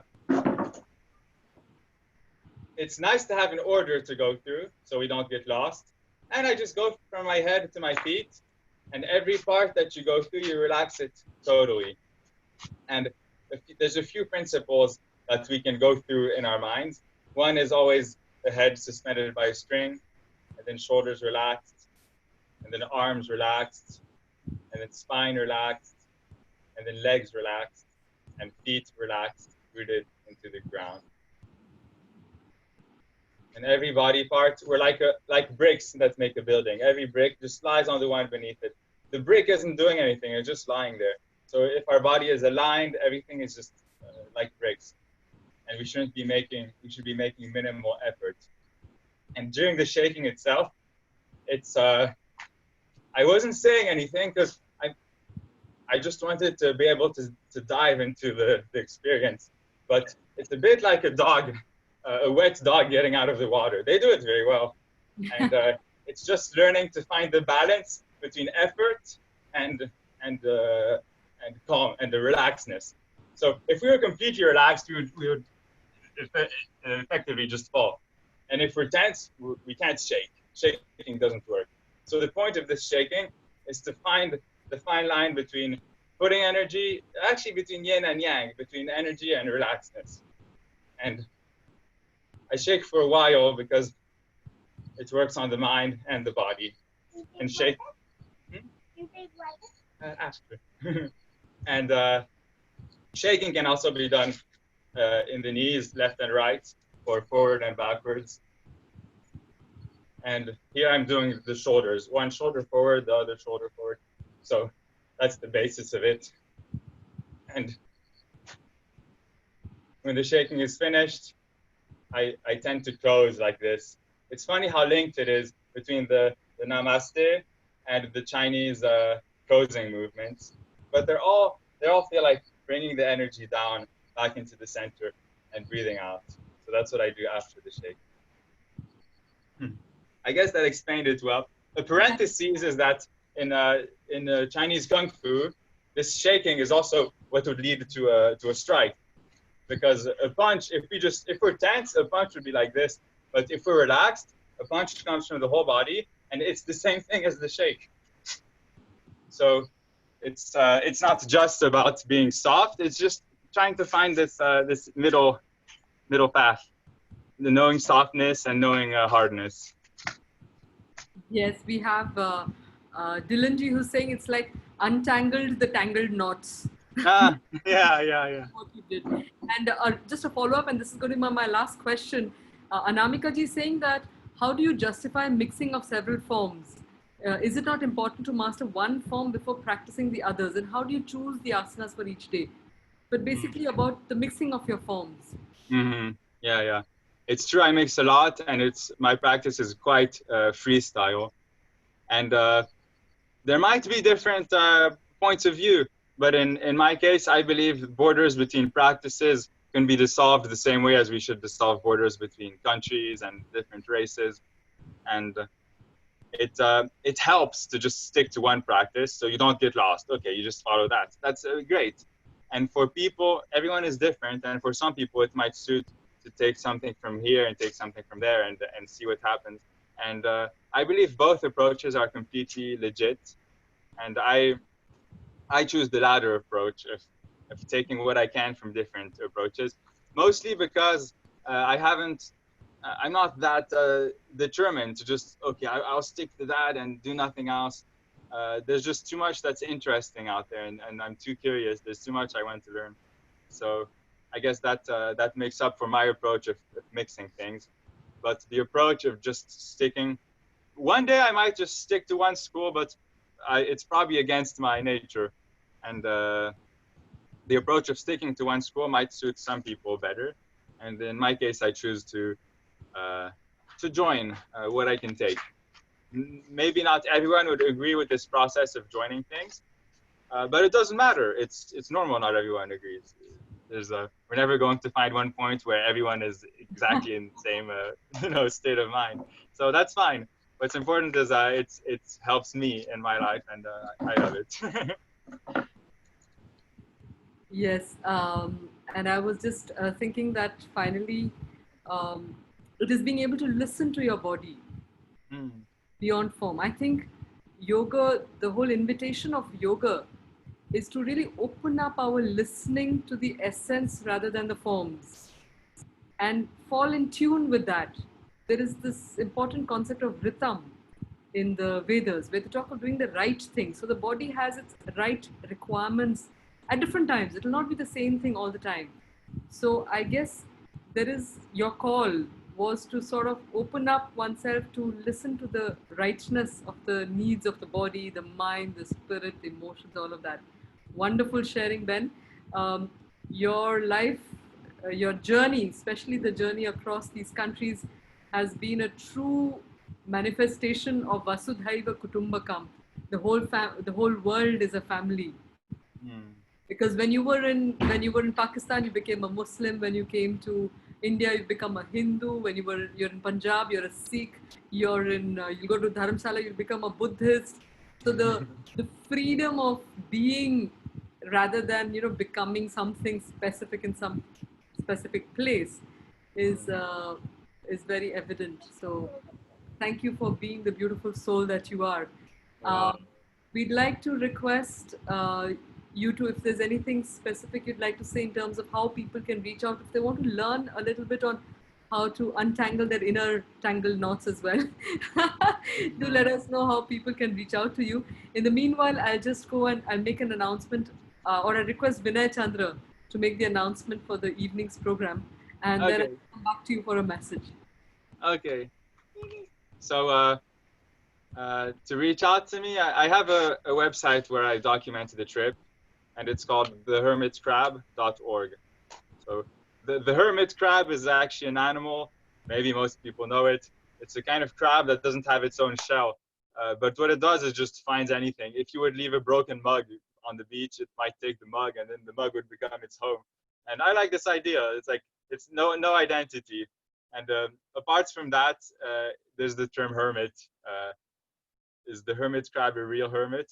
A hermit is someone who's a little bit a step back from society, not fully into society, but kind of beside and on a spiritual journey.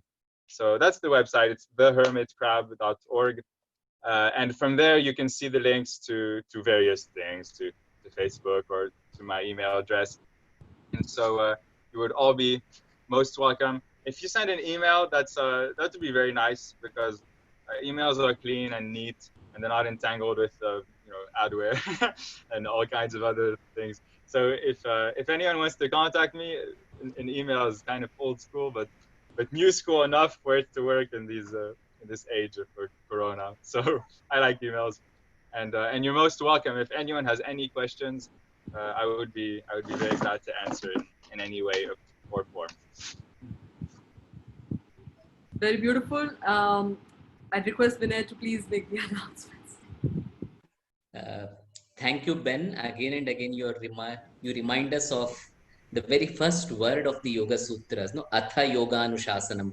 Atha means from now onwards. It's almost like putting a question, if not now, when? If not here, where?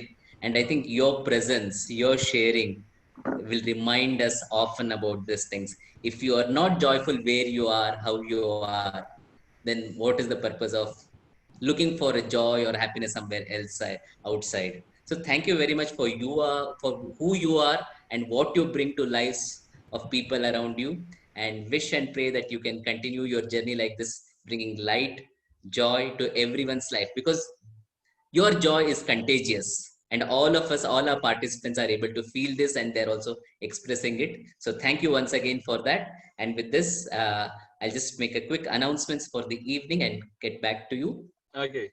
Yeah. Ram Prasad ji, can I request you for the please? So this evening, we have a special session by Dr. Anuradha Chaudhary. You have seen her, you have heard her speak. She'll be presenting on Sanskrit as yoga and Sanskrit for yoga.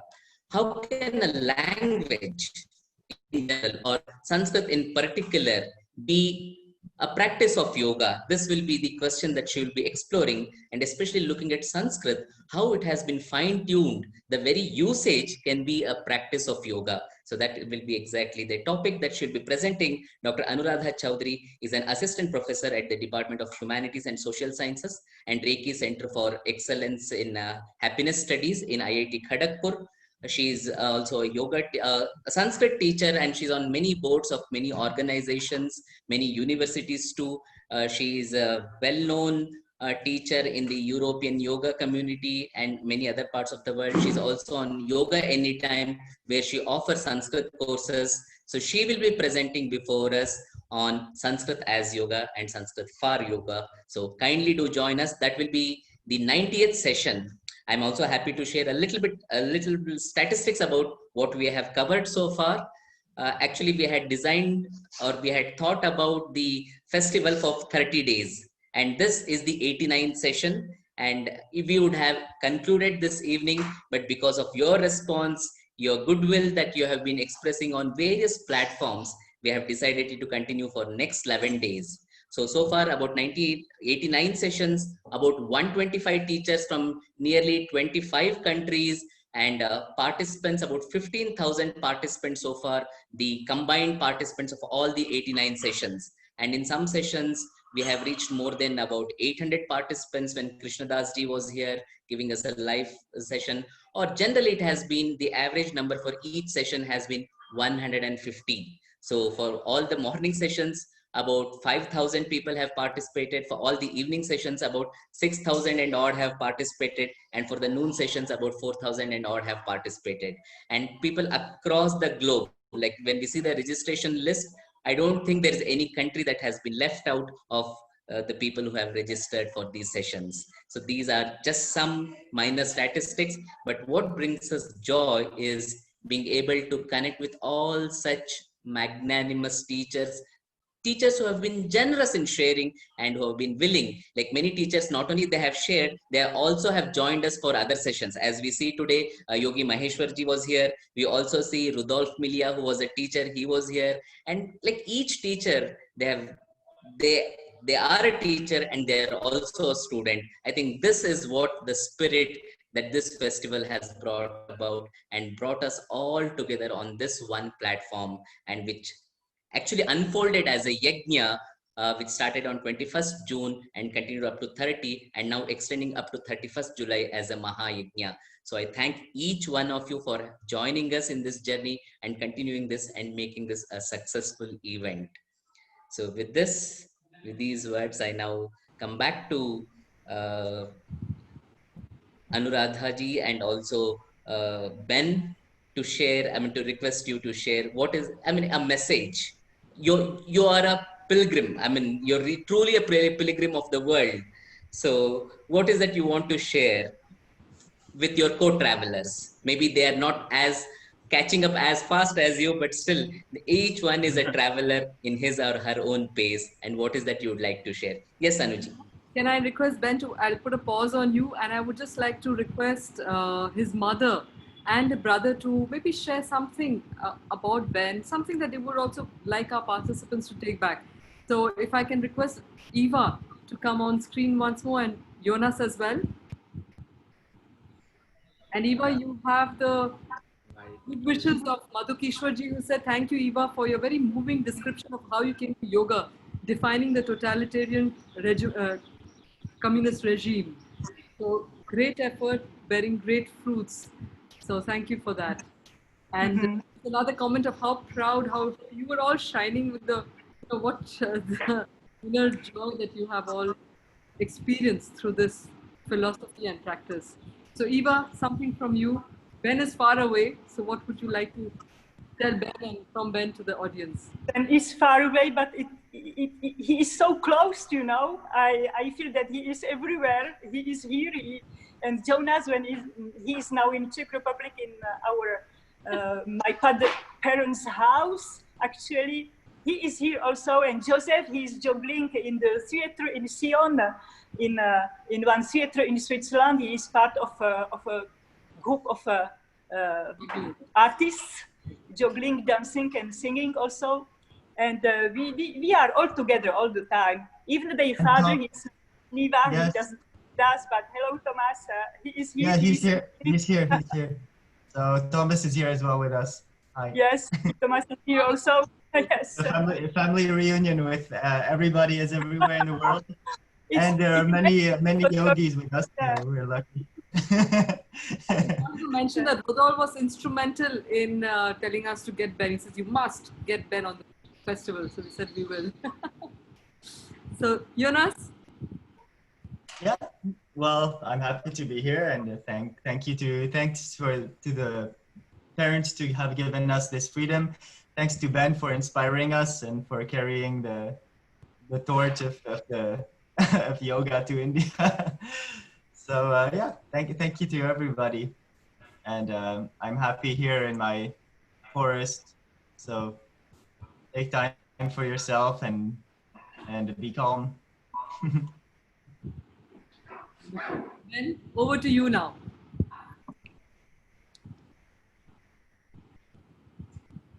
Me? Yes, you. Me. Back to Yes. What else to say about that? You know, do you hear me?